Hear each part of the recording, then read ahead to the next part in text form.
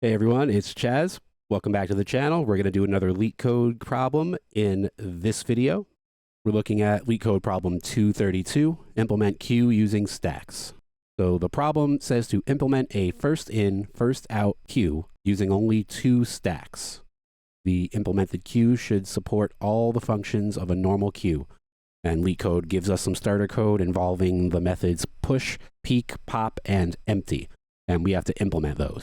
In case you're not too familiar with a queue, the push method pushes an element that you specify into the back of the queue, and then the pop method will remove an element from the front of the queue and return it. The peek method just returns the element at the front of the queue. It does not remove it from the queue. So basically it just peeks at it or looks at it. So that's different from the pop method because pop actually removes the element as well. And then the empty method simply returns true if the queue is currently empty and false if it's not. We're given the rule that you must only use standard operations of a stack. So you can push to the top of the stack, you can peek and pop from the top of the stack, and you can also check its size and check if it's empty. And then the last point is not going to be for us because I'm going to solve this in Java, but depending on the language, sometimes there might not be native support for a stack, so you're given some additional leeway if that's the case in your language. And the constraints are really straightforward. If they do give you a number, like for the push method, it'll just be a number between 1 and 9. And it also tells you that all of the pop and peek calls will be valid. So we don't have to worry about any situations where there might be a null value or where you might get an exception. And then finally, they ask us this follow-up. They want to know, can you implement the queue such that each operation is amortized in big O of 1, or constant time complexity? So what does that mean? It says, in other words, performing n operations will take overall big O of n time, even if one of those operations may take longer. So other operations will take less time to compensate, sort of. So the way I think of this is, because we're implementing a queue using 2 stacks, if you think about a move taking place or an operation being defined as, say, a swap between the 2 stacks. Like anytime you move a value from one stack to the other. They're saying that, for example, if you had 5 values in the queue, can you get them back out of the queue using 5 swaps? And it's okay if, for example, maybe it takes all 5 swaps just to get the first value out, but then after that, you can get all of the remaining values out in constant time. So no further swaps are needed. Then it would take 5 swaps to get 5 values out, and that's okay. So they're asking, can you implement the queue in such a way? Well, of course we can, so let's do it. All right, so I'm going to try to solve this one on paper, and I've got to be quick because my kitten is going insane. So first, real quick, I probably don't need to explain this to you, but let me just show you really quick the difference between a queue and a stack. To summarize, if I add the values 1, 2, 3, 4, 5 into a stack, I would get them back in reverse order, 5, 4, 3, 2, 1. And if I put the values 1, 2, 3, 4, 5 into a queue, I would get them in the original order, 1, 2, 3, 4, 5. Our task here is to create the functionality of a queue using 2 stacks.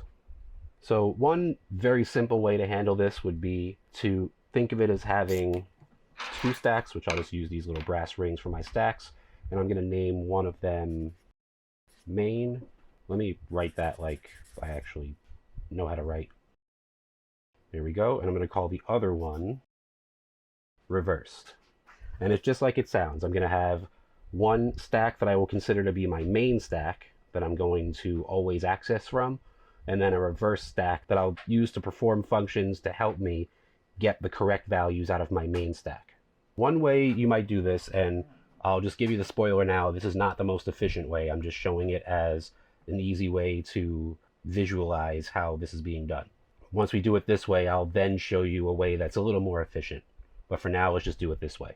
So what I might do is, if I want to push values onto my queue, which is made of 2 stacks, I might move everything off of my main stack, then put my new value on the main stack so that it ends up on the bottom, and then move everything back on top of it. So let me show you what I mean by that. Let's say I want to push a 1 onto my queue, and now I want to push a 2 onto my queue. And see, I said the kitten was going to be the first one to jump up here. It turned out it was lucky. Can I finish my video? All right, I think it's time for a food break. All right, and we're back. What were we doing? Okay, so we have a 1 in our queue. We need to now add a 2 to the queue, but we need to do it in a way so that the 1 is still the first value we can access. So I can't just push this onto my main stack. That's not going to work because then it's covering the 1 and I can't access it. One thing that I could do is take everything in my main stack and just push it onto the reverse stack. So the 1 would just move over here, then push my 2 onto the main stack, and then put everything back from reverse back to main. Now 1 is on top, and if I go to push the 3, I can do the same thing. Move everything from main to reversed. Of course, that will flip the order.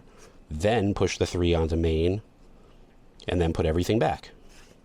And the 1 will always remain on top. If I then were to pop from this queue, then it would be the 1 that gets popped. That's exactly what I want. If I wanted to then push a 4, move everything from main to reversed, push the 4, and then move everything back. The 2 stays on top, and now anytime I need to access the next value in the queue, all I have to do is access whatever's on the main stack.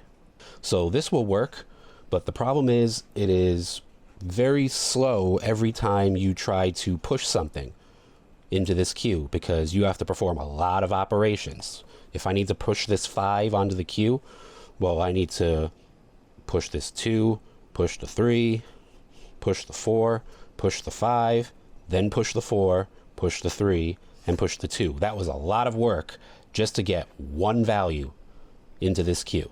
There's a better way. So let's reset this.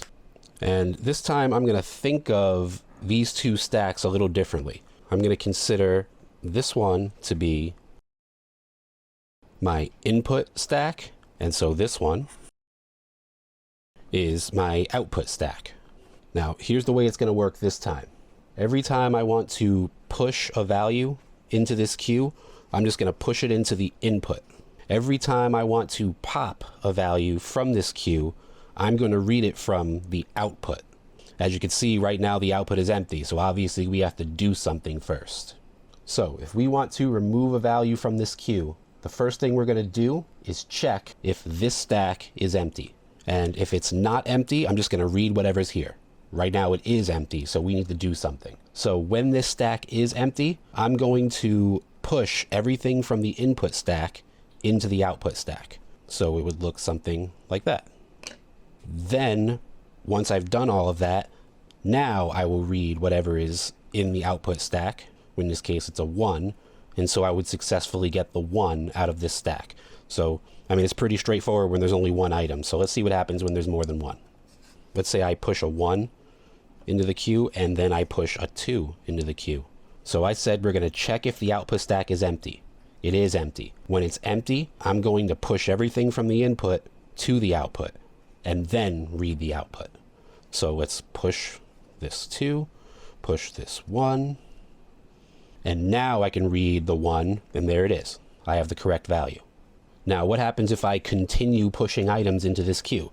Let's push the 3, let's push the 4, and now I want to access the first value. So I'm going to check if this output stack is empty, but it's not. Because it's not empty, all I have to do is just read whatever's here, and it's a 1.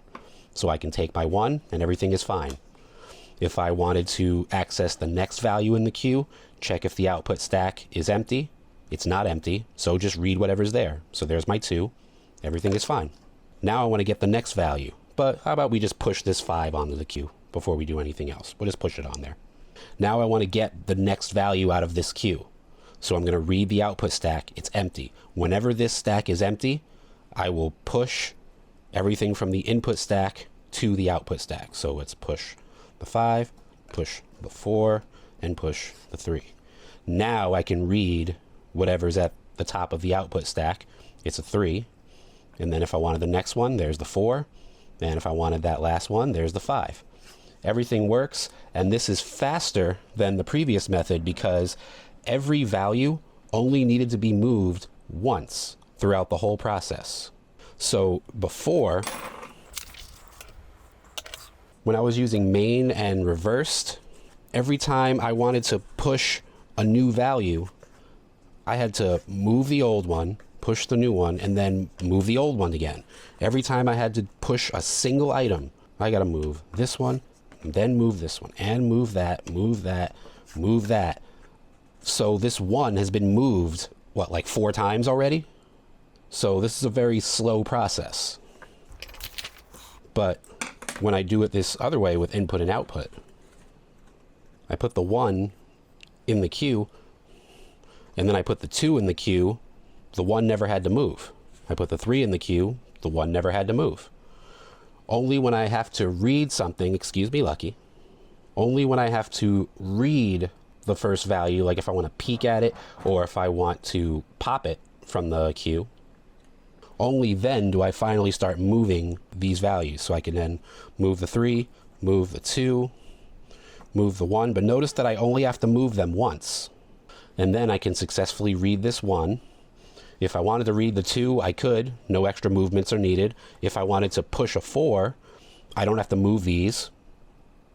If I wanted to push a 5, I still don't have to move them. And if I want to access the next value in the queue, all I have to do is read it from the output stack.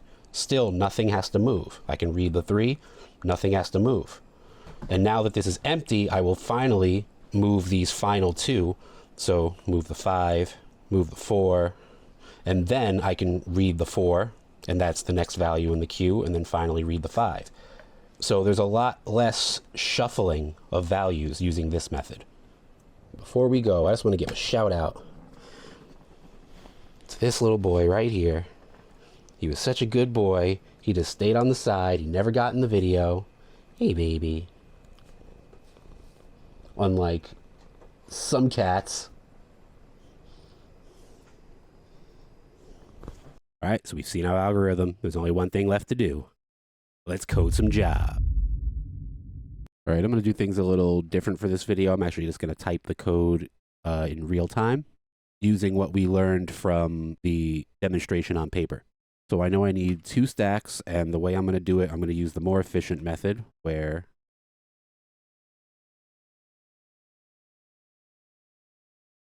I have 2 stacks, an input stack and an output stack. For the constructor, I'm just going to initialize both of these stacks.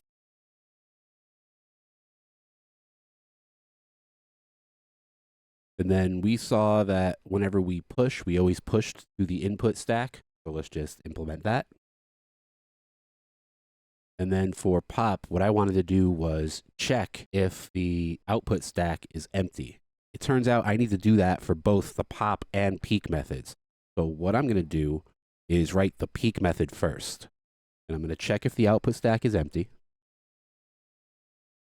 And then first of all, if it's not empty, then I'm just going to peek at whatever's on the top of the output stack. But if it is empty, I'm going to move everything from the input stack to the output stack, and then peek at the output stack. While the input stack is not empty, while I still have things on the input stack, let's just shuffle them over to the output stack. So basically, I need to push onto the output stack while popping from the input stack.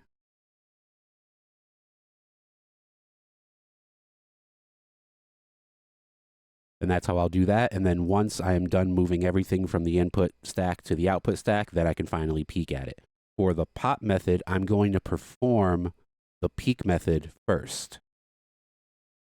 And once I've done that, I know that the value on the top of the output stack is the one that I actually need to pop. It's the same one that I just peeked. So I'll just pop it. And I actually forgot to return this. And then to check if our queue is empty, I just need to check if both the output stack and the input stack are empty.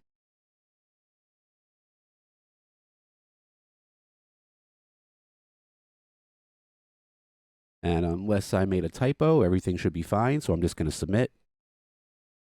And we're good to go. All right, so that's it for this video. Make sure to leave a comment down below if you have any questions or any issues about this problem. Subscribe to the channel for more LeetCode, and I'll see you next time.